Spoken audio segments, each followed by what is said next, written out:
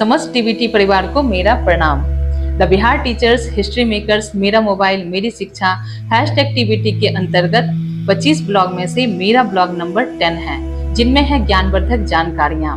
और इसमें मेरा आज का विषय है चंद्रमा। आज की इस खास वीडियो में हम बात करने वाले हैं आसमान के सबसे रहस्यमयी और खूबसूरत पिंड चांद के बारे में। क्या आपने कभी ध्यान दिया है कि चांद हर रात एक जैसा दिखाई नहीं देता है? कभी पूरा गोल, कभी आधा, कभी पतला सा और कभी बिल्कुल गायब। आखिर ऐसा क्यों होता है?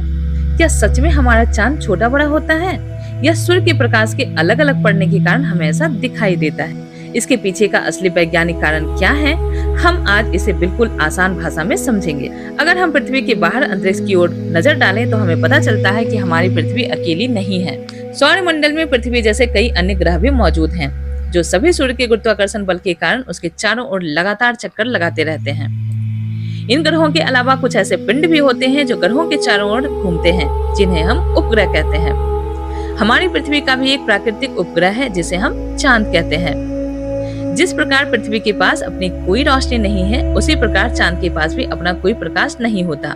जब सूर्य की किरणें चांद की सतह पर पड़ती हैं, तो उनका कुछ हिस्सा वापस अंतरिक्ष में परावर्तित होता है और वही रोशनी पृथ्वी तक पहुंचती है, जिसे हम रात के आकाश में चमकते हुए चांद के रूप में देखते हैं। सूर्य की रोशनी जब चांद तक पहुंचती है, तो वहां से परावर्तित होकर पृथ्वी तक आने में उसे केवल 1.3 सेकंड का समय लगता है।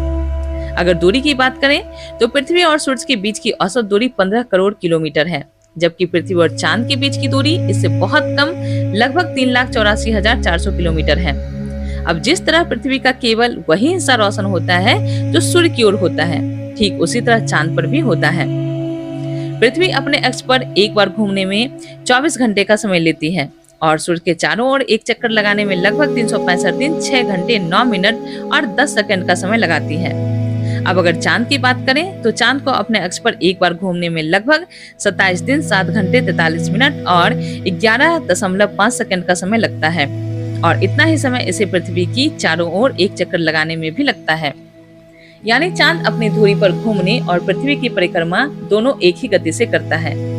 इसी कारण चांद का एक ही हिस्सा हमेशा पृथ्वी की ओर दिखाई देता है।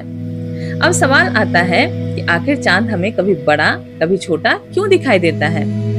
जैसा कि हम पहले ही समझ चुके हैं, चांद अपने अक्ष पर घूमने के साथ साथ पृथ्वी के चारों ओर भी चक्कर लगाते रहता है।